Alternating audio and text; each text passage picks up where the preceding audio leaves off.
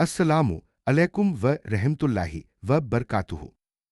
दोस्तों, आज हम इस सीरीज के उस मुकाम पर पहुंच चुके हैं जहां इंसानियत ने रहमत को अपनी आंखों से देखा।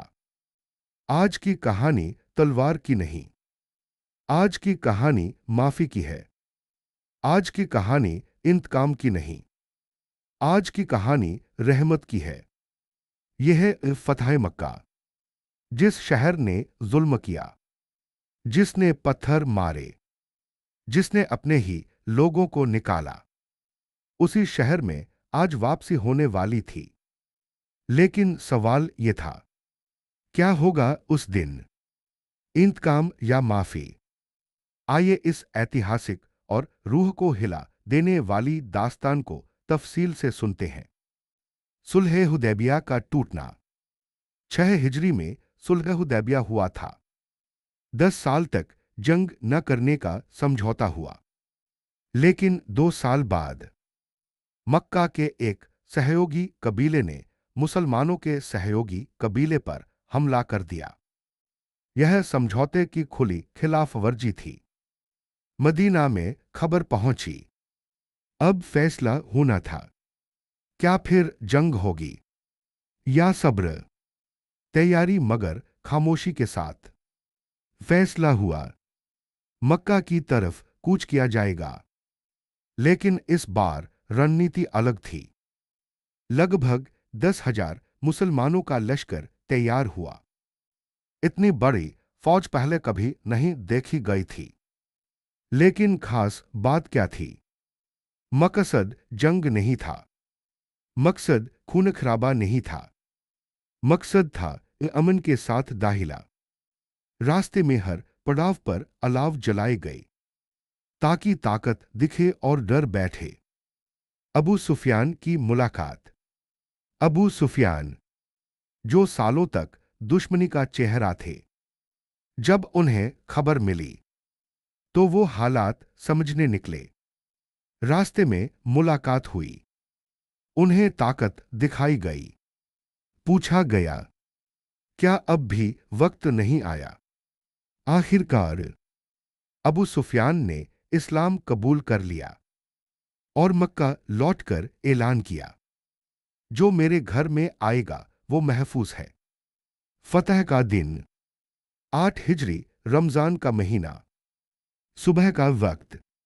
10,000 का लश्कर 4 दिशाओं से मक्का में दाखिल हुआ।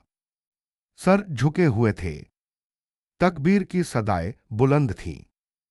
मगर कोई शोर शराबा नहीं, कोई लूट नहीं, कोई बदला नहीं।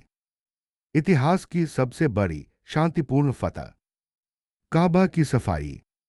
सबसे पहले रुख किया गया खाना काबा की तरफ। काबा में 360 बुत रखे थे। एक एक करके बुत गिराए गए। लफ्ज थे, जाल हक व जहकल बातिल। सच्चाई आ गई, झूठ मिट गया।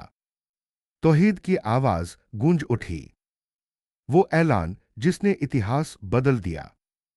मक्का के लोग इकट्ठा थे। उनके दिलों में डर था। आज क्या होगा? क्या बदला लिया जाएगा? फिर पूछा गया, आज तुम मुझसे क्या उम्मीद रखते हो? उन्होंने कहा, आप शरीफ भाई हैं, शरीफ भाई के बेटे हैं। और फिर वो जुमला जो इंसानियत की सबसे बड़ी मिसाल बन गया, आज तुम पर कोई पकड़ नहीं जाओ, तुम सब आजाद हो। ना बदलाए, ना सजाए, सिर्फ माफी, रहमत की ताकत। सोचिए, 13 साल मक्का में जुल्म हुआ, हिजरत करनी पड़ी, जंगें लड़ी गईं, और जब ताकत मिली तो इंतकाम नहीं, रहमत चुनी गई। इसी दिन से मक्का के दिल बदलने लगे। लोग झुंड के झुंड इस्लाम में दाखिल होने लगे।